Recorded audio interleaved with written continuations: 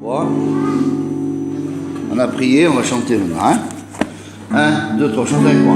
Seigneur, viens et demeure, règne en moi en vainqueur.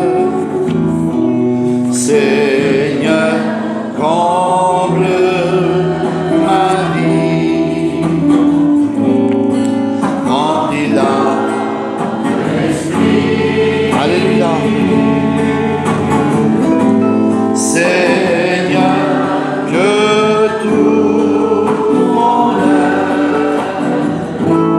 t'aime et toujours te sert, d'un cœur humble et soumis,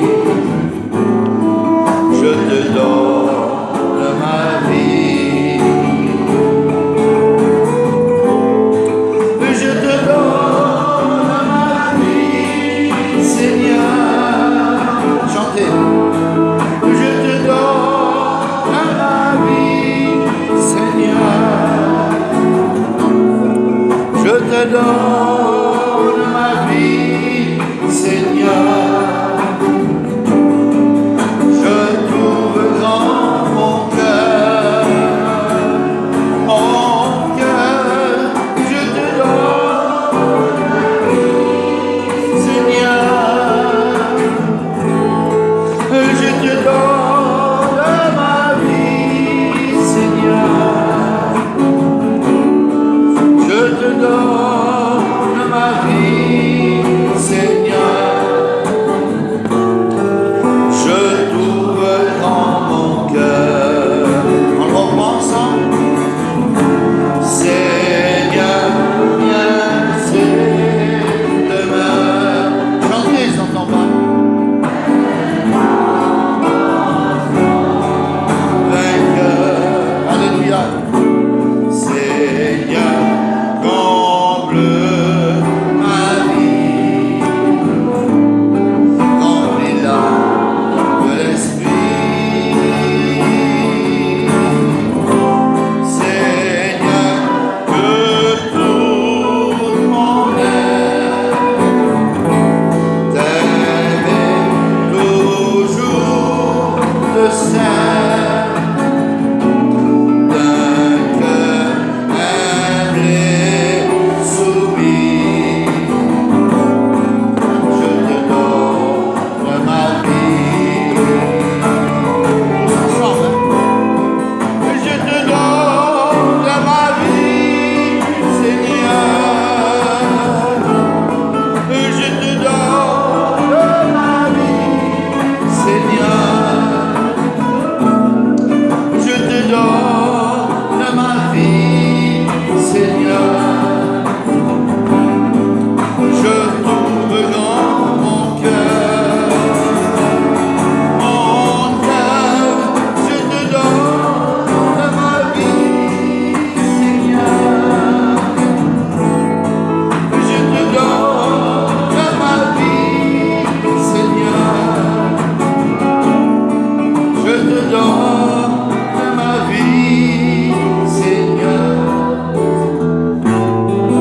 Je t'ouvre mon cœur.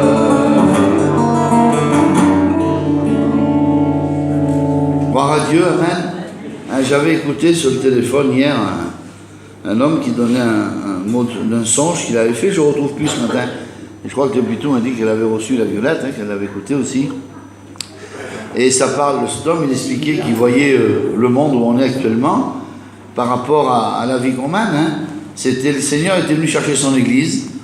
Ça ne représentait pas l'enlèvement de l'Église comme on le connaît de la Bible, qu'on va partir comme ça. Il y avait, le Seigneur lui a montré autre chose, mais c'était l'enlèvement. Il y avait Dieu qui était dans un endroit, c'était là qu'il fallait aller, et c'est là qu'il fallait aller pour être enlevé, pour être sauvé. Et puis cet homme, il voyait que il y avait des gens qui étaient derrière, des chrétiens qui n'étaient pas avec lui. Alors il retourne en arrière, il dit Seigneur, il dit regarde, je ne peux pas les laisser, il faut que j'aille les chercher. Alors il y allait, et puis il allait vers des personnages qui étaient là, il disait qu'est-ce que vous faites? Il dit regardez, le Seigneur il est venu chercher l'église, Pourquoi vous restez là? Ben, il disait, on a des affaires à faire, nous. On est de la terre, il faut qu'on travaille. On a plein de choses à faire encore, on n'a pas fini. Regarde le travail qu'on a. Alors, il dit, je voyais plein de gens de notre métier, de tout ça, qui étaient pris. Il dit, je continue à marcher, mais j'y venais, je leur disais, venez. Regardez, il s'en va, vous voulez pas venir alors? Vous voulez continuer à travailler sur cette terre? Oui, oui, on a des projets, nous. Oh, on verra bien.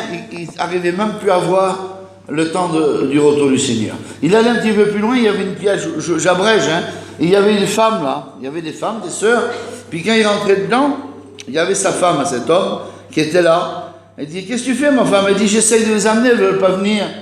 Mais pourquoi elles ne veulent pas venir? Elle dit, regarde, elles sont en train de tricoter, elles font de la couture. Elle me dit, mais sœur, mais arrêtez de tricoter, arrêtez de faire de la couture. Le Seigneur, il est là, il vient chercher son église. Non, non, non, il faut qu'on travaille, nous. Faut qu'on fasse nos affaires. On ne peut pas, on est de la terre, nous. On est d'ici. Si vous l'avez reçu, écoutez-le. Et on vit ces temps, mes frères et sœurs. On vit ces temps d'emprise. Vous savez, le diable, il n'a pas de cordes, 2 pieds de chèvre, toujours une queue en tire-bouchon. Excusez-moi, quand même, bouchon de loin, on va s'en aller. Qui lance des flammes, vous n'allez pas y aller. Non, non, il séduit les gens avec le travail, avec l'argent. Il faut aller chiner, il faut aller chiner, il faut aller chiner, il faut aller chiner, il faut aller chiner, il faut aller chiner, il faut aller travailler, il faut travailler le pays ivoirien. Et c'est ça qui se passe en ce moment. Les gens sont pris par ces choses. Et malheureusement, alors des fois on est là dans la salle ce matin, et puis on n'est plus là. On est là, mais on n'est pas là, on est ailleurs. On est parti. Quel dommage. Il revient le Seigneur, parce que vous avez vu, ça va pas, ça va plus. Il n'y a plus rien qui va. Il n'y a plus rien qui va. Si on faut dire des choses comme ça, on le voit bien, on ne sait pas où ça va finir cette histoire ici, ce qui se passe en France là. Alors je crois qu'il faut se ressaisir. Les choses du monde, eh bien, on en a besoin pour se nourrir, pour se vêtir, pour avoir un petit confort, pour être chez nous.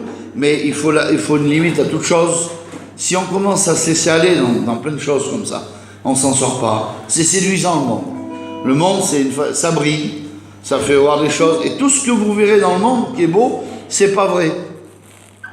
Alors, si je le retrouverais, on l'aurait fait écouter, même le mettre là-dessus. Ça dure un moment, c'est une merveille ce songe de cet homme-là. Comme il avertit l'Église, le Seigneur avertit ses enfants. Ma petite fille aussi, on a fait la réunion à Conques, mercredi.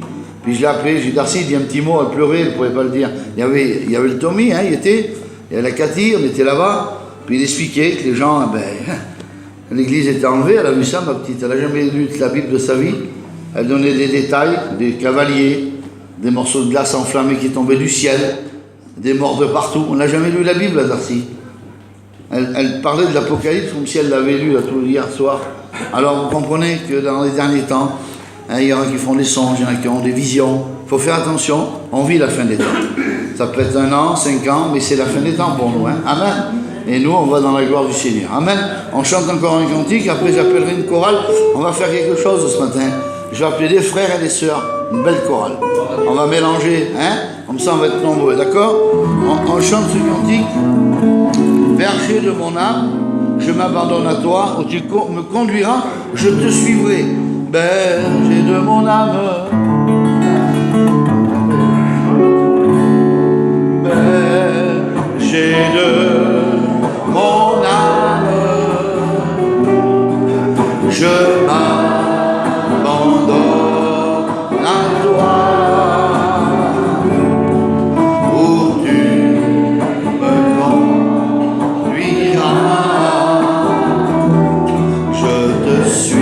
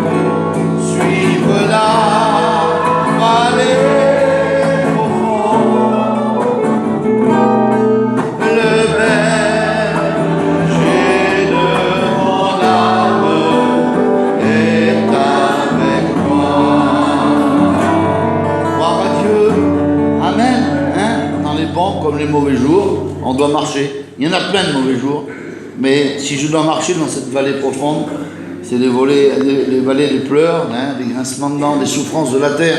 On doit continuer jusqu'au bout, parce qu'au bout, on va être tranquille. Amen. Voilà, je vais appeler le frère Moquier, viens, un petit mot, salutations. Hein. Oh, béni Seigneur, alléluia.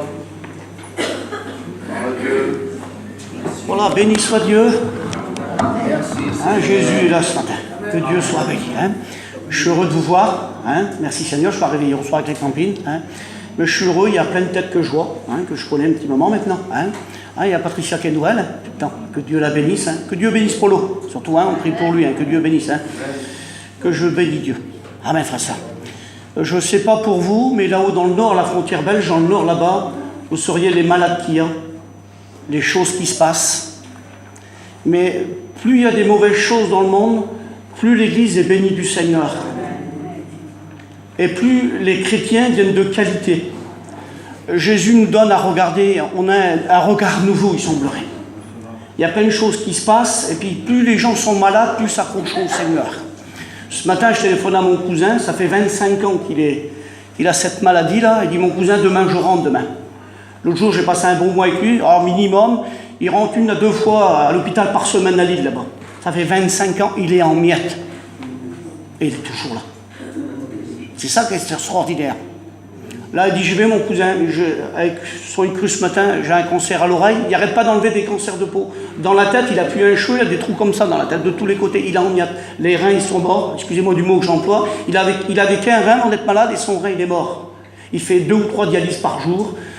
Les docteurs ont dit, monsieur, depuis le temps qu'on vous suit, vous êtes un phénomène, vous êtes une énigme, on ne comprend pas. Vous ne devrez plus être là. Il n'y a rien qui va et il est toujours là.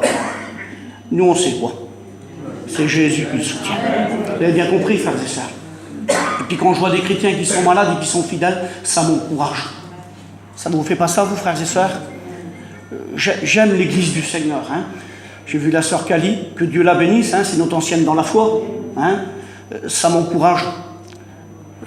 Sans froisser personne, quand je vois des vieux, des vieilles qui sont chrétiens depuis des années, ça m'encourage. Amen, frères et sœurs. Et puis quand je vois des jeunes qui se convertissent, des nouveaux convertis, ça me fait du bien aussi, frères et sœurs. Jésus est à la porte, hein, frère Carlo. Et puis là, il y a quelques jours en arrière, avec Afar, quand on travaillait à l'église d'Air-sur-Alice, là-bas, il était chez lui dans sa petite maison avec ses enfants, tout ça. Puis il y a sa fille qui était jeune mariée. Et la petite était dans la maison, vous avez vu, ça crie, ça parle, c'est dans la maison quand on est tous ensemble. Puis d'un seul coup, en quelques instants, elle était dans son camping juste à côté de la maison, là. Et eux, ils ont entendu un cri dehors. Et ils ont tous sorti, c'était le soir, ils ont tous sorti pour voir ce qui se passait. Vous avez vu, un gitan, ça crie pas beaucoup. Et il a fallu ça. Elle l'a pas écouté, elle. Et puis elle a rentré, peut-être 2 ou 3 minutes, elle a rentré dans la maison, il n'y avait plus personne. Elle s'est mise à pleurer. Elle a cru que le Seigneur était revenu. Et puis ça a duré 30 secondes dedans. Quelqu'un a crié dehors, mais c'était rien, c'était inutile. Et puis forcément, l'homme avec sa femme, ses autres enfants, ils ont rentré dans la maison. Et la fille a hurlé dans la maison. Ils l'ont écouté, ils ont tous recouru pour aller dans la maison. Et la fille a hurlé, elle sanglotait, elle était toute blanche, presque à tomber, à faire un malaise. Mais ma fille, qu'est-ce que t'as? Elle dit, mon père, je crois que Jésus était revenu, et puis moi que j'étais resté. Ça va aller aussi vite que ça, mes frères et sœurs. Vous croyez qu'on aura le temps de se préparer, vous?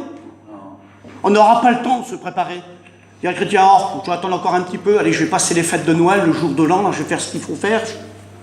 Et puis là, la 2019, là, mon Carlo, là, je vais me placer devant Dieu. Mais si Jésus revient, là, tout de suite, là, ça va aussi vite que ça, le retour du Seigneur. La petite, elle a paniqué, elle n'a jamais eu si peur de sa vie, la petite jeune mariée chrétienne, elle a dit, mon père, je crois que Jésus était venu venir chercher, que j'étais perdu. Ça va aller aussi vite que ça, mon frère, ma sœur Kali, ancienne dans la foi, celui qui est plus jeune dans la foi, peut-être la Patricia, je ne sais pas s'il y a eu d'autres baptêmes après elle, mais Jésus revient. Amen. Faisons attention à nos vies. Et ceux qui sont autour de nous, on va les laisser comme ça alors. Patricia, plus que jamais, prie pour Polo, pour tes enfants. Jésus revient, frères et sœurs. Jésus revient. Amen. Quand il y a une réunion de prière, on est là, on ne sait pas quoi prier, nous, on ne sait pas. Comment tu ne sais pas prier? Il y a des personnes de ta famille autour de nous, de la famille, disons le mot ce matin, ils sont perdus, sont voués pour l'enfer. Et puis nous, on viendrait dans l'église, on ne sait pas quoi prier. Celui qui sait faire le bien, dit la Bible, et qui ne le fait pas comme un péché. De ne pas prier, c'est un péché. C'est ça, mes frères serviteurs de Dieu, je ne me trompe pas. Ce n'est pas une honte de demander au Seigneur. Ce n'est pas une faiblesse de prier. Mes frères et sœurs, Jésus revient. Amen. Jésus revient, frères et sœurs. Et à l'heure qu'on n'y attend pas, mes frères et sœurs. Il va peut-être revenir tout de suite, là. Et puis nous, on va faire notre petit culte, on va prier, on va chanter, les sœurs vont venir, on va se réjouir. Et puis chez nous, au camping, à la maison, on a nos enfants, le mari, la compagne, les parents. Je bénis Dieu, mon beau-père, il est là, le papou, il est là. On ne prie pas assez avec ma femme. Et là, il est là, que Dieu soit béni. Ah, il est derrière là. Ça avance, frères et sœurs, ça avance. Jésus répond aux prières, c'est à nous de demander au Seigneur. Voilà, je ne vais pas aller plus loin, ce n'est pas mon tour à prêcher. Frères et sœurs, ne nous réjouissons pas trop. Il y en a qui sont peut-être perdus autour de nous, et puis nous, on aura un sourire comme ça, puis on viendrait dans l'église, on ne saurait pas quoi faire. Vous savez ce que vous avez à faire, mes frères et sœurs. Que Dieu vous bénisse. Gloire à Dieu. Voilà. Alors, ce qu'on va faire, puisque le Seigneur revient, on va tous chanter pour le Seigneur. Une belle chorale de frères et de sœurs. Venez. Ouais. Personne. Des frères avec, venez tous les frères, les sœurs. Béniche, venez. Venez, encore des frères qui peuvent venir. Hein. Le foyer. Une belle chorale ce matin, pour Dieu. Il manque des hommes, hein. Oh, des frères. Qui c'est qui chante pour le Seigneur? On est face à l'église. Pas en monde, hein. Oh. Moi-même, chanter, c'est pareil, venez. Ah, Vitou, viens chanter, viens. Venez les gars. Allez. Bah, grave. Guéri, viens chanter, mes frères. Daniel, viens. Ah là, vous êtes ici. Venez, viens. Venez les jeunes, venez. Viens, toi aussi, viens chanter. Venez, mettez-vous là. Mélangez-vous, hein. Voilà, ceux qui savent chanter, qui viennent. Avancez par là. Moi, je vais me mettre derrière. Avance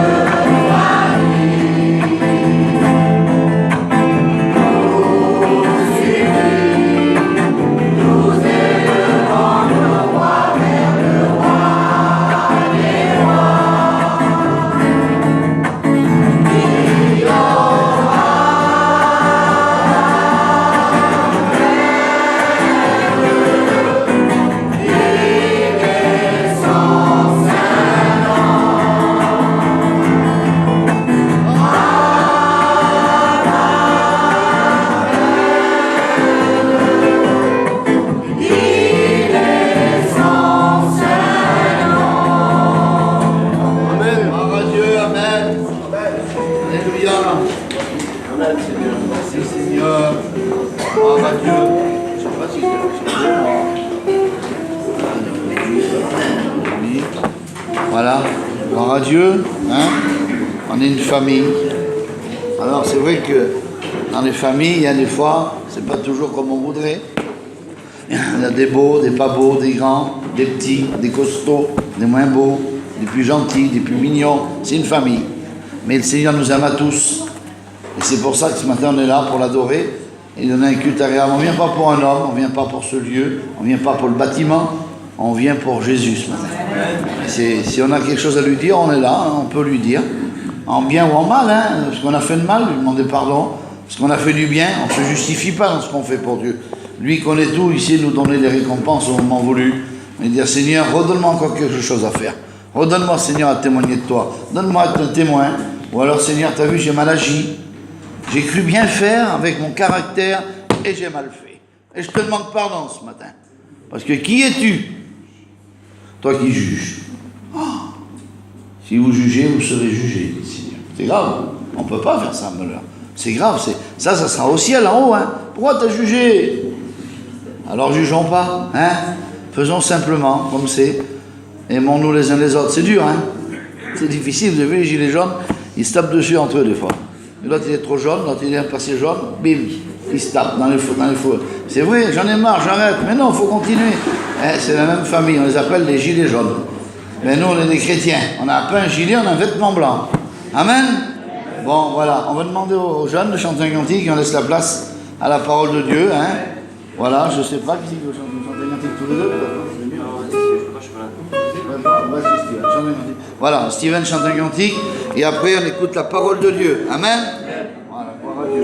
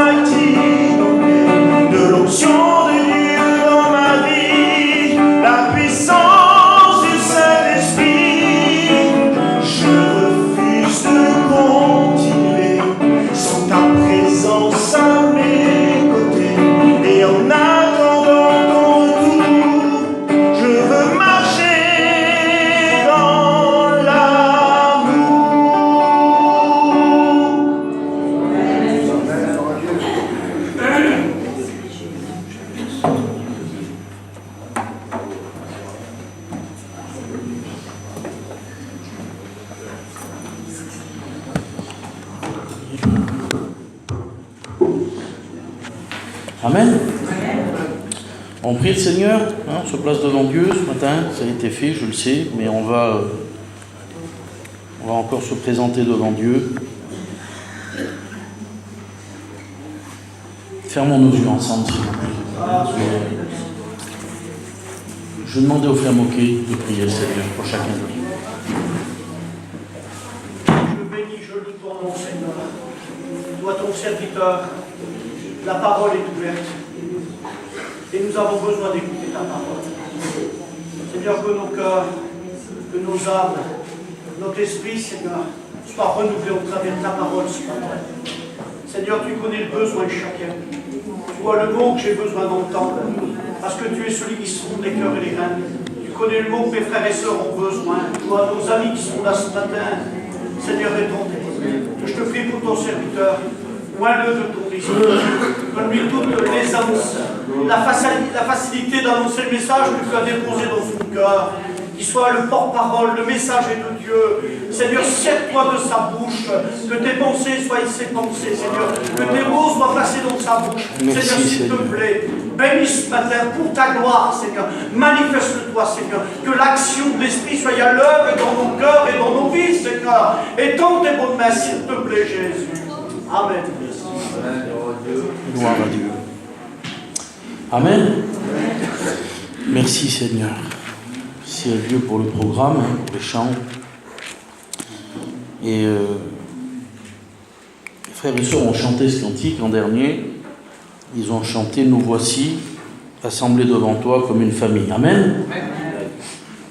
Famille, c'est important. Hein? Non, vous n'êtes pas d'accord?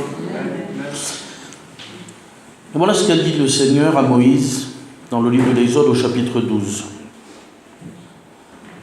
Il dit: le 10e jour de ce mois, on prendra un agneau pour chaque famille. Un agneau pour chaque maison. Dites Amen.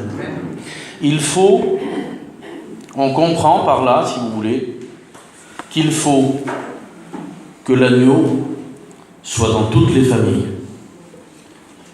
Et ça, c'est quelque chose de très important. Parce que dans l'idée de Dieu, Dieu aurait pu dire il faut que chacun ait son agneau, mais à ce moment-là de la Bible, si vous voulez, à ce moment-là de la dispensation que ces hommes vivent, un agneau par famille et un agneau par maison suffisent. Et il y a un moment, si vous voulez, où les choses vont changer. Et je vous rappelle juste quelque chose pour que vous compreniez ça. On trouve dans l'Ancien Testament, si vous voulez, dans des passages divers, dans le livre de l'Exode, entre autres, on trouve des endroits, si vous voulez, où quand le peuple était dans le désert, quand ils ont quitté l'Égypte et quand ils sont partis, le peuple, on sait qu'ils étaient pas mal nombreux, hein, il y avait beaucoup de monde, si vous voulez, dans le désert. Ils étaient partis de Goshen et ils partaient parce que Dieu avait dit que c'était le moment, il fallait partir. Il les avait délivrés de la main de Pharaon. Et pendant qu'ils marchaient dans le désert, pendant qu'ils cheminaient, on sait, parce que c'est écrit, que quelque chose les guidait. Quelque chose les prenait la direction, si vous voulez, et ils suivaient quelque chose. Je sais que vous le savez, hein, on en a déjà parlé à maintes et maintes reprises, mais je vous le rappelle ce matin pour vous faire comprendre quelque chose. Il y avait ce qu'on appelle la colonne de feu, ce qu'on appelle la Shekinah. Rien à voir avec ma tante, la Régina, la Shekinah. Une colonne de feu, si vous voulez, qui les dirigeait dans le désert. La nuit, elle était de feu, la journée, elle était de nuée. C'était une colonne de nuée. Et tout le peuple, et je ne vais pas prendre de risque en disant un nombre, parce que la Bible ne le dit pas, donc si vous voulez, mais je sais qu'il y avait beaucoup de monde. On parle aujourd'hui peut-être de millions de personnes, donc je ne sais pas, on ne va pas s'arrêter là-dessus, ce n'est pas un souci, mais tout le peuple qui était dans le désert suivait la Shekinah. Il y avait une colonne pour tout le peuple. Et si vous lisez la Bible, vous le trouverez très facilement. Et un jour, cette colonne de feu-là, qu'on appelle la Shekinah, elle était censée diriger le peuple, elle était censée les protéger, les éclairer. Un jour, si vous voulez, des milliers d'années plus tard, Dieu a changé les choses, et dans le livre des Actes des Apôtres au chapitre 2, on sait que dans la chambre haute, pendant que les frères et sœurs sont en train de persévérer dans la prière, la Bible nous dit, elle nous apprend que des langues de feu sont tombées sur tous ceux qui étaient là au nombre de 120 et ils ont été tous baptisés du Saint-Esprit. Et quand on regarde, si vous voulez, ces deux faits, quand on les met en parallèle, on s'aperçoit que dans l'Ancien Testament, une colonne de feu suffisait à diriger tout le peuple, mais dans l'idée du Nouveau Testament, dans l'idée de la dispensation de la grâce, il faut, à partir des Actes des Apôtres, chapitre 2, il n'y a plus une colonne de feu qui dirige le peuple, mais il y a une langue de feu sur chacun de nous. Autrement dit, tous les croyants de la terre, tous les croyants du monde qui ont accepté Christ un jour, possèdent leur propre Shekinah, leur propre colonne de feu. J'ai pas besoin de suivre la colonne de feu qui oriente le Rudy, mais j'ai dans mon cœur le Saint-Esprit qui me dirige tous les jours. J'aimerais qu'on dise amen à cela. Je vous cite ça, c'est pas mon message, mais c'est pour que vous compreniez que dans l'Ancien Testament, une colonne de feu suffisait à diriger le peuple. Un agneau pour une famille, ça suffisait. Un agneau par maison. Mais j'aimerais vous dire ça aujourd'hui. Vous pouvez avoir dans vos foyers un mari chrétien, une femme chrétienne, des enfants chrétiens, un mari prédicateur peut-être. Ça ne suffit pas pour se sauver. Ce qui sauve, c'est Christ, l'agneau dans le cœur de l'homme. Et Dieu a changé les choses et on va le voir ensemble. Je ne serai pas long, il est 11h moins 20. Je disais à ma femme hier, j'ai dit Fora, je ne sais pas Seigneur, peut-être parler 20 minutes, 30 minutes, et puis je voudrais qu'on prie le Seigneur après, parce que je voudrais qu'on donne gloire à Jésus. Gloire à l'agneau de Dieu. Amen. C'est quelque chose d'important. Et on comprend, si vous voulez, qu'on ne peut plus se fier sur la colonne de feu qui dirige un peuple entier, mais il nous faut notre propre vie chrétienne, notre propre agneau à nous, personnel, dans nos cœurs. Ce n'est plus un agneau par famille et par maison, mais il faut que l'agneau demeure dans le cœur des croyants, pour qu'il puisse pleinement prendre place dans nos cœurs et dans nos vies et nous diriger dans ce beau lieu que Dieu a préparé. Est-ce que vous êtes d'accord avec moi ? Je sais que vous êtes d'accord avec moi, il n'y a pas de problème. D'ailleurs, l'apôtre Pierre dira ça dans son épître au chapitre 1er et au verset 18. Il dit que ce n'est pas par de l'or ou par de l'argent que nous avons été rachetés. Et là, il ne parle pas, si vous voulez, c'est pas un pluriel. Le rachat, c'est quelque chose de personnel.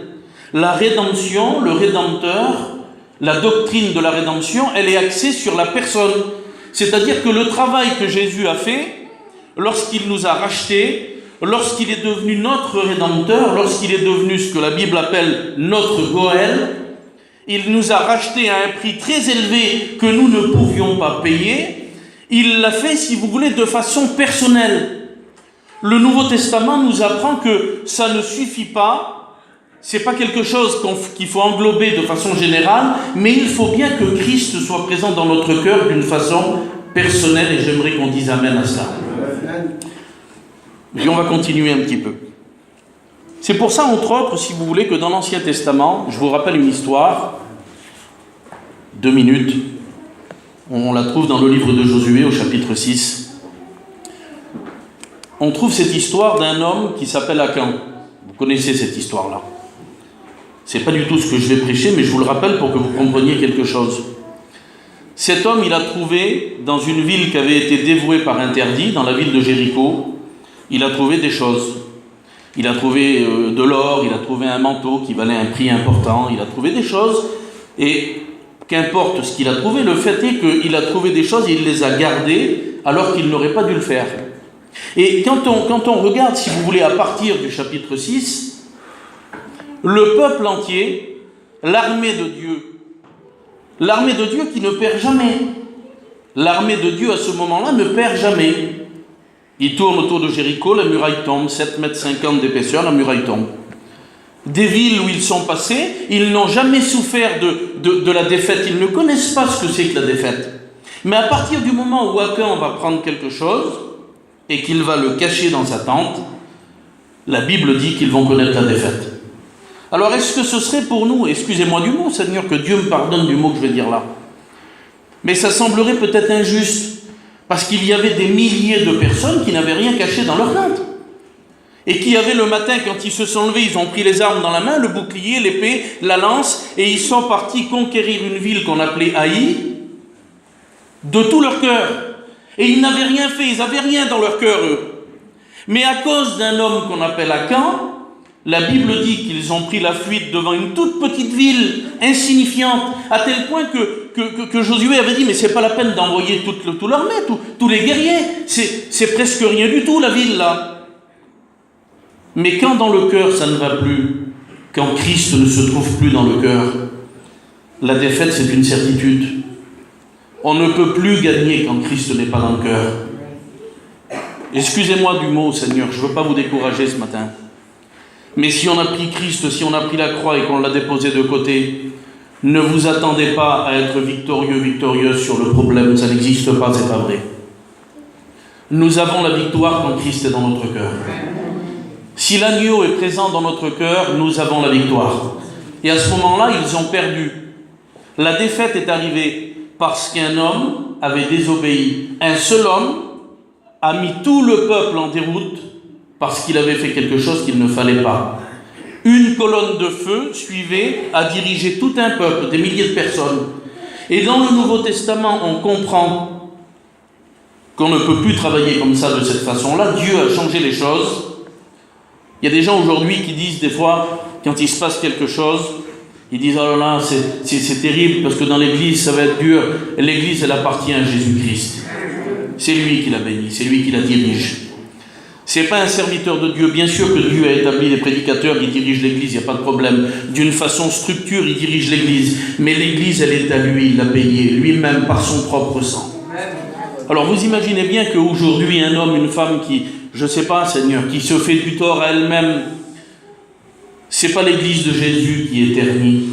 Il en prend soin, il la bénit, son église. Ce matin, on est béni de Jésus-Christ ici dans l'église, là. Je ne parle pas du local, je parle de mes frères et sœurs en Christ. Quand l'agneau est dans notre cœur, alors on est béni. Ça ne dépend pas du reste, on n'a peut-être pas grand-chose. Il y a des gens qui n'ont pas grand-chose ici. Devant Dieu que c'est vrai. Il y a des gens qui n'ont pas grand-chose, mais du moment qu'on a l'agneau, on est heureux. Ce n'est pas les biens d'un homme qui le rendent heureux, c'est l'agneau dans le cœur de l'homme qui le rend heureux. Amen.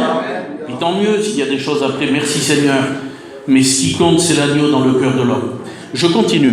Un jour, Jean-Baptiste, un homme remarquable, il est là, il a des disciples, et puis il va voir arriver devant lui quelqu'un de merveilleux. Et il va dire ça de lui. Jean chapitre 1er, verset 29.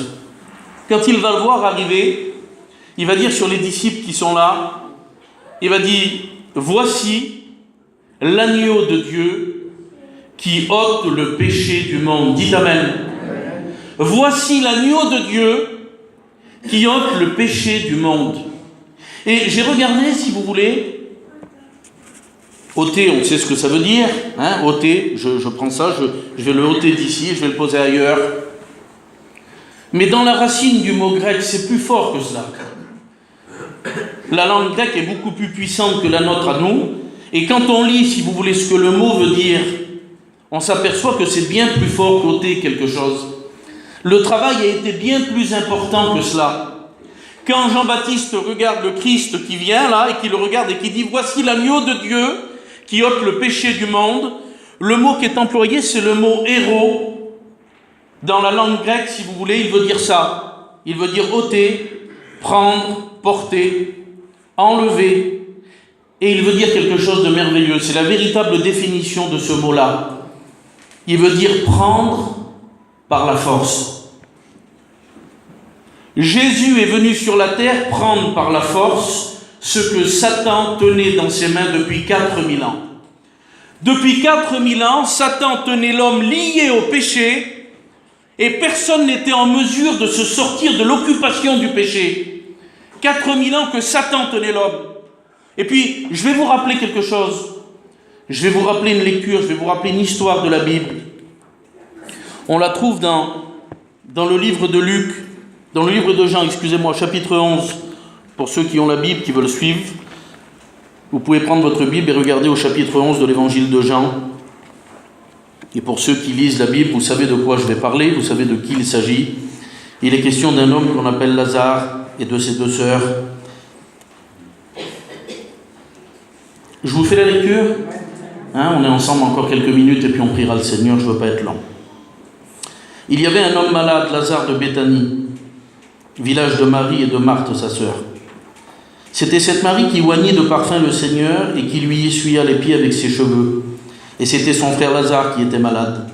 Les sœurs envoyèrent dire à Jésus, « Seigneur, voici celui que tu aimes est malade. » Et après avoir entendu cela, Jésus dit, « Cette maladie n'est point à la mort, mais elle est pour la gloire de Dieu, afin que le Fils de Dieu soit glorifié par elle. » Or, Jésus aimait Marthe et sa sœur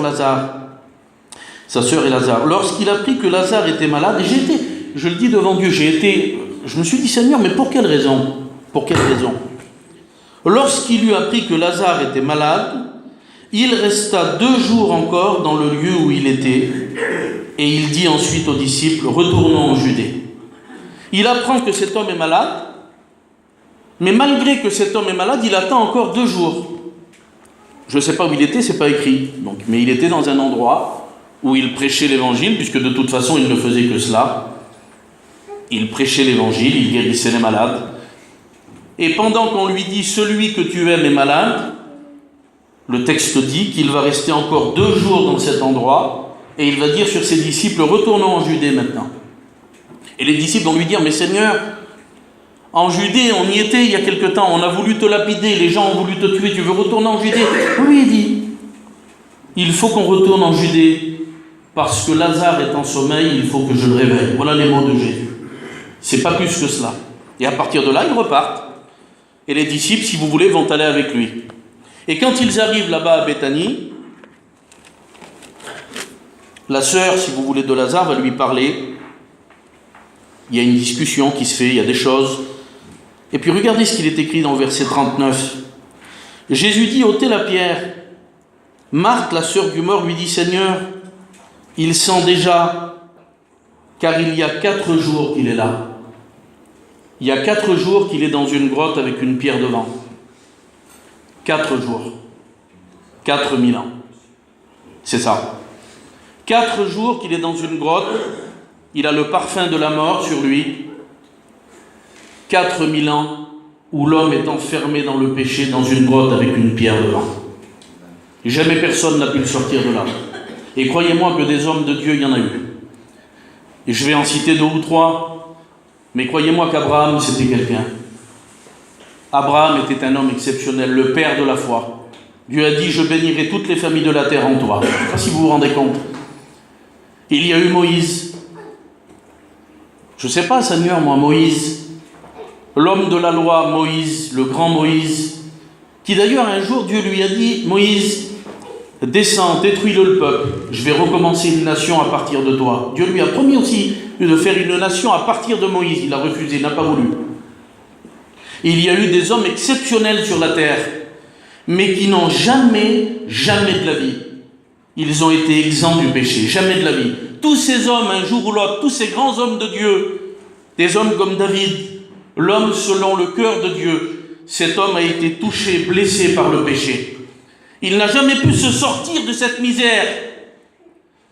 Tous les hommes ont été touchés par le péché. La Bible dit que depuis Adam, la création tout entière a été touchée et plongée dans le péché, sans qu'aucun homme puisse faire quelque chose.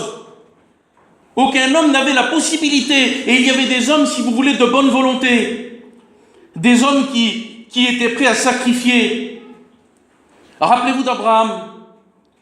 La Bible nous dit, si vous voulez, il avait le couteau dans la main, il voulait détruire son fils, il voulait le sacrifier, parce que Dieu lui avait demandé, quel homme, Seigneur? Mais Abraham était touché par le péché. Et ils n'ont jamais pu se sortir du péché. Et j'aimerais vous lire un beau texte de la parole de Dieu. Un jour, on trouve ça dans le livre de l'Apocalypse, chapitre 5.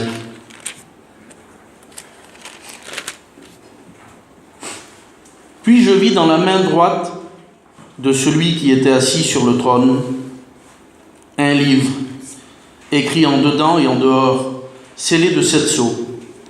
Et je vis un ange puissant qui criait d'une voix forte, Qui est digne d'ouvrir le livre et d'en rompre les sceaux? Verset 3. Et personne, dans le ciel, ni sur la terre, ni sous la terre, ne put ouvrir le livre, ni le regarder. Et l'apôtre Jean, quand il voit l'ange appeler, quand il voit l'ange demander qui est digne d'ouvrir le livre, et quand il voit personne, dans le ciel personne, sur la terre personne, parce que Jean est dans le ciel à ce moment-là. Et dans le ciel à ce moment-là, il y a l'Église qui trône en gloire au milieu, si vous voulez, du ciel. Mais personne n'est digne d'ouvrir le livre. Et puis là, la Bible dit que cet homme va pleurer. Il va pleurer, il va pleurer, il va pleurer, parce qu'il ne trouve pas, il ne trouve personne pour ouvrir le livre. Et je reviens à l'histoire, si vous voulez, je reviens à l'histoire de Lazare. Personne ne fut trouvé dans le ciel digne d'ouvrir le livre. Parce que l'humanité entière a péché. Parce que tous les hommes ont failli. Aussi grands qu'ils étaient, ils ont failli, ils ont été touchés par le péché. Touchés par la misère du monde. Et quand si vous voulez, quand Jésus est là et qu'il arrive à Béthanie, dans ce village, Lazare est mort, je viens de vous le dire, on l'a lu ensemble, il y a 4 jours qu'il est mort. 4 jours qu'il est dans le tombeau. Et il y a quelques jours, un homme nous parlait de quelque chose, un serviteur de Dieu, et ceux qui étaient là avec moi, ils vont s'en souvenir. C'est pas de moi, ça, c'est lui qui nous l'a expliqué. Le Seigneur lui a révélé ces choses. Et je vais vous les dire ce matin, puisque on aurait pu l'entendre de sa bouche, mais ça s'est pas fait, et je vais vous le dire ce matin. Il y a Lazare qui est dans le tombeau depuis 4 jours. Lazare, il représente l'humanité. Tous les hommes de la terre. Il a 2 sœurs. Une qui s'appelle Marthe, une qui s'appelle Marie. Et ces 2 sœurs-là, si Lazare représente l'humanité entière, ces 2 sœurs, elles représentent aussi quelque chose. Marthe, elle représente la loi. Marie représente l'Église. Ni Marthe, ni Marie sont capables de faire quelque chose pour leur frère. Personne. Ils l'aiment de tout leur cœur. Elles ont été utiles, elles l'ont servi, mais ni Marthe qui représente la loi, ni Marie qui représente l'Église n'est en mesure de le faire sortir de la grotte qui est là-bas. Parce que symboliquement, depuis 4000 ans, Satan tient les hommes liés par le péché. Et je vais vous le dire ce matin, ni la loi ni l'Église, elles ne peuvent rien pour nous. Et vers qui on se tourne? Vers qui on se tourne lorsque la loi, lorsque l'Église ne fonctionne pas? On a besoin de Jésus. On a besoin de l'agneau de Dieu parfait qui ôte le péché du monde. Celui qui vient et qui a enlevé de force ce que Satan tenait dans ses mains depuis 4000 ans. Et lui, la Bible dit qu'il va se mettre devant le tombeau. Il va lever ses yeux au ciel parce que dans le ciel, il y a son Père. Notre Père à nous, il est dans le ciel. Et il va dire, Seigneur, je sais que tu m'exauces toujours. Je le sais. Jésus savait qu'il était toujours exaucé, il est le Fils de Dieu. Mais pour que les gens comprennent que ni Marthe, ni Marie, ni la loi, ni l'Église n'a pu faire quelque chose, 4 jours, il aurait pu venir 2 jours avant, mais il a laissé 2 jours de plus, 4 jours, 4000 ans. Et il va venir et il va dire sur l'homme qui est dans la grotte, c'est pas l'Église qui le dit, c'est pas la loi, c'est pas Moïse, c'est pas les prophètes, mais c'est Jésus-Christ, l'agneau de Dieu parfait, sans défaut et sans tache, qui n'a jamais été touché par le péché aucunement, d'aucune manière il a été touché par le péché, jamais. Il va dire, Lazare, sors. Et la Bible dit que l'humanité est sortie. Lazare est sorti du tombeau. Il est sorti lié de bandelettes. Il a dit sur les hommes qui étaient là, déliez-le maintenant. Alors bien sûr que sur la terre, l'Église, c'est merveilleux, Seigneur. Je ne parle pas du local, je suis en train de parler de nous, de moi et de vous. Mais si on enlève la tête du corps, il n'y a plus rien. Si on enlève la tête qui est Jésus-Christ, l'église ici, là, c'est de la religion. On est des religieux, on vient prendre le pain et le vin, et ce que nous avons l'habitude de faire dans la semaine, on le recommence encore. Et quand on arrive là dimanche, Seigneur, pardonne-moi, j'ai menti 14 fois cette semaine. Et on recommence encore. Je te demande pardon, Seigneur, je ne le ferai plus jamais. Quand on a peur, quand il y a quelque chose devant nous, tu vois, Seigneur, ces choses que je fais, plus jamais je les ferai. Et quand la semaine revient, on est toujours dans la grotte parce que depuis 4000 ans, l'humanité n'est pas sortie, le péché n'a pas été détaché. Il faut que l'agneau soit dans le cœur de l'homme pour qu'il soit heureux et en paix. Amen. Vous êtes d'accord avec moi? Je reviens au texte de l'Apocalypse. On était tout à l'heure au chapitre 5, vous vous rappelez? Et je pleurais beaucoup, dit Jean, de ce que personne ne fut trouvé digne d'ouvrir le livre, ni de le regarder. Et l'un des vieillards me dit, ne pleure point, parce que si personne d'entre les hommes, si tous les hommes ont été touchés par le péché, celui qui est venu dans le village de Béthanie, celui qui a levé ses yeux au ciel et qui a dit, Lazare, sors, le mort est sorti. Celui-là, la Bible dit que le vieillard va lui dire, ne pleure point, voici le lion de la tribu de Juda, le rejeton de David. Il a vaincu pour ouvrir le livre et les 7 sceaux. Et je vis au milieu du trône et des 4 vivants et au milieu un agneau qui était là comme immolé. Il était immolé, l'agneau. Ce n'était plus Jésus sur la terre, si vous voulez, qui était en train de crier, mais c'est l'agneau immolé qui a été sacrifié sur la terre pour que Satan lâche prise. Et aujourd'hui, si nous sommes là dans l'église, si nous sommes bénis, si nous sommes bien des fois, si on se sent pardonné, si on sent nos péchés pardonnés à la croix, c'est parce que l'agneau a été immolé, frères et sœurs. Et lui seul, la Bible dit que lui seul, personne, pas Moïse, pas Abraham, pas David, pas Jacob, pas Isaac, mais Jésus-Christ, l'agneau de Dieu parfait, celui que le péché n'a jamais touché, il vient et il est digne d'ouvrir le livre et les 7 sceaux. Amen. Seigneur, que c'est beau, Jésus. Personne ne fut trouvé digne, mais lui, il est digne d'ouvrir le livre. Ce matin, s'il a ouvert le livre, s'il a ressuscité Lazare, il est capable de nous bénir ici ensemble. Et ce n'est pas une bénédiction passagère. Il disait tout à l'heure, Moké, il a dit ça. Il a dit aujourd'hui, on n'a plus le temps de se préparer. On ne peut plus se préparer. Rappelez-vous, il est 11h. Je vous tiens jusqu'à 11h10 et on prie le Seigneur. Rappelez-vous ce que je vais vous dire là, vous le savez en plus. Il y a dans la Bible des exemples qui nous donnent, si vous voulez, à imager le retour et l'enlèvement de l'Église. On en trouve. On trouve par exemple, je ne sais pas Seigneur, on trouve par exemple avec le déluge et Dieu qui parle à Noé et qui lui dit « Fabrique-toi une arche, parce que je vais faire pleuvoir sur la terre, je vais noyer l'humanité en un mot, puisque de toute façon ils ne sont pas capables de sortir du péché et de la misère. Alors Dieu dit « Je vais les détruire, fabrique-toi une arche. » Et là on sait que la fabrication de l'arche, en réalité j'ai jamais bien cherché, mais on me l'a dit. Combien ça a duré, Caro ? 80. Voilà, on parle peut-être de 80 à 100 ans pour fabriquer l'arche. Ça veut dire que, je ne parle pas du reste de l'humanité, mais Noé avec sa petite famille, ils ont eu 80 ans ou 100 ans pour se préparer à partir. Ça fait quand même pas mal, frères et sœurs, 80 ans, 100 ans. Ça fait une belle préparation. C'est-à-dire que, je vais le dire avec ces mots-là, Seigneur, mais au temps de Noé, ils avaient le temps de se préparer. Puis le temps a passé. Un jour, on est arrivé dans le livre de la Genèse à un moment où Dieu a regardé 2 villes dans l'Ancien Testament, 2 villes qu'il a détruites. Il est question de Sodome et Gomorrhe, et la Bible dit que Dieu avait décidé, comme il l'a fait pour le déluge, il a dit « Je vais détruire les 2 villes.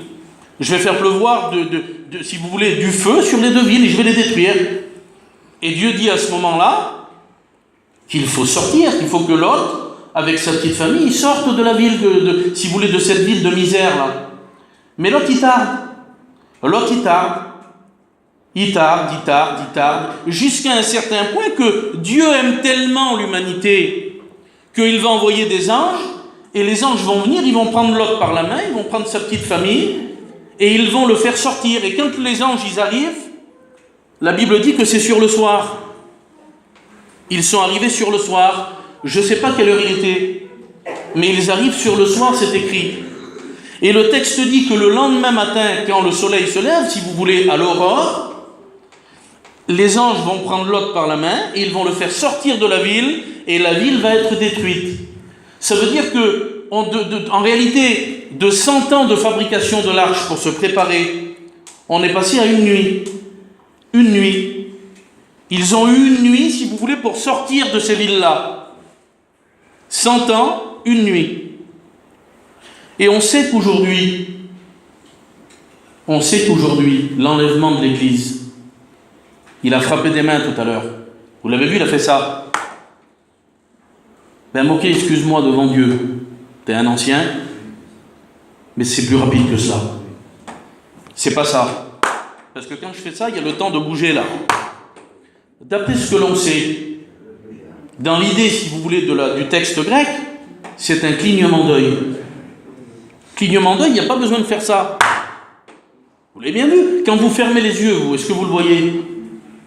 Vous clignez des yeux, vous ne voyez rien du tout, tellement que ça va vite, c'est une fraction de seconde. L'Église va être enlevée en une fraction de seconde. Alors, il est 11h06, j'ai 4 minutes encore. Dans une fraction de seconde, l'Église va être enlevée. Alors, si vous avez trouvé un temps de préparation, dites-moi-le, parce que moi, je ne l'ai pas trouvé. Et aujourd'hui, c'est pas venir ici à l'Église, c'est pas prendre le pain et le vin, c'est pas ça la préparation. C'est un cœur pur où il y a l'agneau dedans. Si l'agneau n'est pas là, ça sert à rien. Parce que quand le clignement d'œil va arriver, l'Église partira. Et même pour ceux qui nettoient l'Église, excusez-moi de dire ça, Seigneur, c'est un exemple que je donne, même pour moi qui est là et qui prêche la parole de Dieu, si l'agneau n'est pas dans mon cœur, ben je vais prêcher à une église vide, parce que je ne partirai pas. L'agneau dans le cœur de l'homme, du sérieux dans notre vie, c'est ça qui va nous permettre de partir. Et tant qu'on est sur la terre, tant qu'on est là, tant qu'on a le temps de se préparer, tant qu'on a le temps de faire les choses bien, croyez-moi devant Dieu, n'attendons pas de voir la misère pour dire « Seigneur, je te demande pardon » parce qu'aujourd'hui, il peut revenir chercher l'Église à tout instant. Je continue, il me reste 2 minutes et je termine. Est-ce que vous savez qu'un jour, l'agneau, il est merveilleux l'agneau, ok c'est vrai, personne n'était trouvé digne, personne, il arrive lui, il n'a jamais connu le péché, il n'a jamais été touché par le péché, c'est la sainteté même. La Bible dit qu'il est trouvé digne, tout de suite il ouvre le livre, il ouvre les sceaux. Et est-ce que vous savez que cet agneau merveilleux qui a été immolé pour nous, cet agneau qui a été immolé il y a 2000 ans de cela, un jour il va se mettre en colère. Vous le savez ça, frères et sœurs? Dites amen si vous le savez. Je vais vous lire le texte.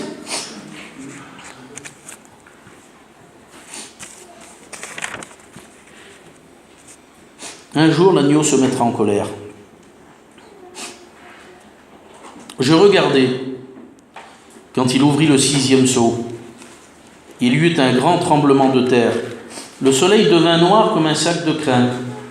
La lune entière devint comme du sang. Et les étoiles du ciel tombèrent sur la terre comme les figues vertes d'un figuier secoué par un vent violent. Le ciel se retira comme un livre qu'on roule, et toutes les montagnes et les îles furent remuées de leur place. Les rois de la terre, les grands, les chefs militaires, les riches, les puissants, tous les esclaves et les hommes libres, se cachèrent dans les cavernes et dans les rochers des montagnes. Et ils disaient aux montagnes et aux rochers, « Tombez sur nous et cachez-nous devant la face de celui qui est assis sur le trône et devant la colère de l'agneau, car le grand jour de sa colère est venu. » Et qui, dit Jean, qui peut subsister? Qui est-ce qui va subsister devant la colère de l'agneau? L'épée à deux tranchants, c'est un symbole, deux tranchants. D'un côté, il y a la grâce de Dieu, qui est capable d'aller partager les sentiments dans le cœur de l'homme, mais d'un autre côté, elle est tranchante. Elle tranche aussi, parce qu'il est question du jugement de Dieu. Et l'agneau qui est merveilleux, l'agneau merveilleux qui est venu, et puis qui a ouvert le livre, qui a été trouvé digne, celui qui a donné sa propre vie pour que l'humanité sorte de la grotte, celui qui est venu lâcher, si vous voulez, prendre de force, il a pris de force à Satan ce qu'il tenait dans ses mains, cet agneau-là va se mettre en colère un jour. Qui subsistera devant la colère de l'agneau? Celui qui n'aura pas l'agneau lui-même dans son cœur ne subsistera pas. C'est pas possible. Alors ce matin, j'ai dépassé d'1 minute. On va prier le Seigneur. Ce matin, il faut demander à l'agneau de rentrer dans notre cœur. Je ne vois pas d'autre solution que cela. Il n'y en a pas de toute façon. Alors où on continue? Où on continue à faire ce qu'on a envie de faire, à vivre ce qu'on a envie de vivre. Et puis on espère peut-être que, je ne sais pas, Seigneur, quelques secondes, quelques minutes, quelques heures avant l'enlèvement, on pourra dire: Seigneur, l'agneau de Dieu vient dans mon cœur. Mais quel risque! Quel risque, Seigneur! Quel risque! Ce matin, c'est maintenant qu'il faut lui demander de venir. C'est maintenant qu'il faut lui dire: Seigneur, je ne suis pas parfait. Je ne veux pas jouer au parfait. Des parfaits, il n'y en a pas. Personne n'a été trouvé digne d'ouvrir le livre. Il n'y a que toi. Mais Seigneur, je le reconnais dans mon cœur. Je ne suis pas parfait.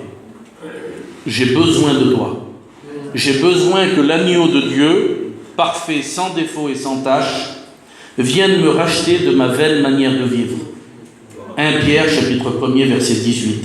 Car ce n'est ni par de l'or, ni par de l'argent que vous avez été rachetés de votre ancienne manière de vivre, que vous avez hérité de vos pères, mais par le sang d'un agneau sans défaut et sans tache, Jésus-Christ.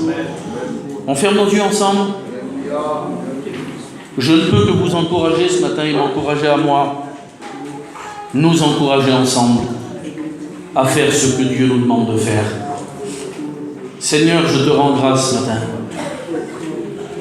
Tu es merveilleux, Seigneur. C'est toi le sauveur de l'humanité.